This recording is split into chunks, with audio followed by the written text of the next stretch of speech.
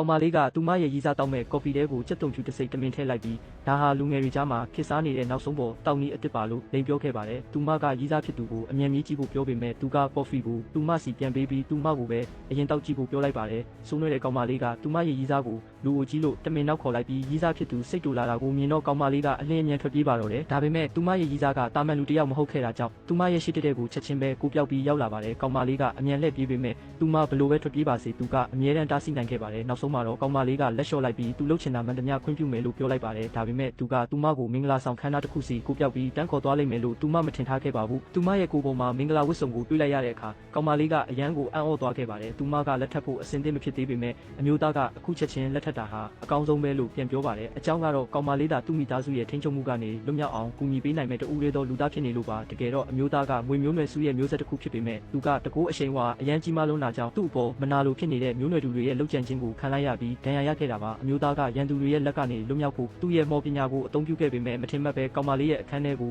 တန်းရောက်သွားခဲ့ပါတယ်။သူကကောင်မလေးကိုရှင်းပြဖို့တောင်အချိန်မရခဲ့ပဲသူမရဲ့ရင်ခွင်ထဲမှာတင်သတိလစ်သွားခဲ့ပါတယ်။သဘောကောင်းတဲ့ကောင်မလေးကသူ့ကိုပတင်ပေါ်မှာလှဲအိမ်နိုင်အောင်ကူညီပေးခဲ့ပါတယ်။ဒါပေမဲ့သူမကအမျိုးသားကိုစစ်ဆေးဖို့ပြင်လိုက်တဲ့အချိန်မှာပဲသူကရုတ်တရက်နိုးလာပြီးကောင်မလေးကိုချက်ချင်းကိုက်လိုက်ပါတော့တယ်။နောက်တစ်နေ့မှာအမျိုးသားသတိပြန်ရလာတဲ့အခါကောင်မလေးပေါ်အပြစ်မကင်းတယ်လို့ခံစားခဲ့ရပါတယ်။ဘာလို့လဲဆိုတော့သူ့ရဲ့မျိုးနွယ်စုကချိန်စာတစ်ခုနဲ့မွေးဖွားလာလို့ပါပဲ။သူတို့ကိုက်တာကိုခံလိုက်ရတဲ့သူဟာချက်ချင်းအတုပချရမှာဖြစ်ပါတယ်။ဒါပေမဲ့မိန်းကလေးကိုကြည့်လိုက်တဲ့အခါသူမကပုံမှန်အတိုင်းအသက်ရှူနေပြီးဘာမှမဖြစ်တာကိုတွေးလိုက်ရတာကြောင့်သူအယမ်းအံ့ဩသွားခဲ့ရပါတယ်။အဲ့ဒီအချိန်မှာပဲကောင်မလေးကနိုးလာခဲ့ပါတယ်။သူမကမနေ့ညကသူမကိုနှစ်ကြိမ်တောင်ကိုက်ခဲ့တယ်ဆိုပြီးအမျိုးသားကိုချက်ချင်းပဲအပြစ်တင်ပါတော့တယ်ပြီးတော့သူမရဲ့ကိုယ်ပေါ်ကဒဏ်ရာတွေကိုသူ့ကိုပြလိုက်ပါတယ်။အမျိုးသားကသူ့အမှားမှန်းသိတာကြောင့်သူ့အသက်ကိုကယ်ပေးတဲ့အတွက်ကျေးဇူးတင်တဲ့အနေနဲ့ဘန်ကက်တကက်ကိုထုတ်ပေးလိုက်ပါတယ်။သူ့ရဲ့ရရောမှုကိုမြင်လိုက်တဲ့အခါကောင်မလေးကသူမဟာတထေးကြီးတစ်ယောက်ကိုကယ်တင်ခဲ့တာဖြစ်နိုင်တယ်လို့သိသွားပြီးသူမနဲ့အတူမနှက်ဆာဆာမလားလို့အမျိုးသားကိုမေးလိုက်ပါတယ်။အမျိုးသားကညှင်းကျင်ခဲ့ပေမဲ့သူ့ရဲ့တုံ့ပြန်မှုကကောင်မလေးရဲ့တောင်းဆိုချက်ကိုသဘောတူလိုက်မိပါတယ်။သူကကောင်မလေးနဲ့တန်ရောစဉ်အချိတ်ဆက်တစ်ခုဖြစ်သွားပြီဆိုတာကို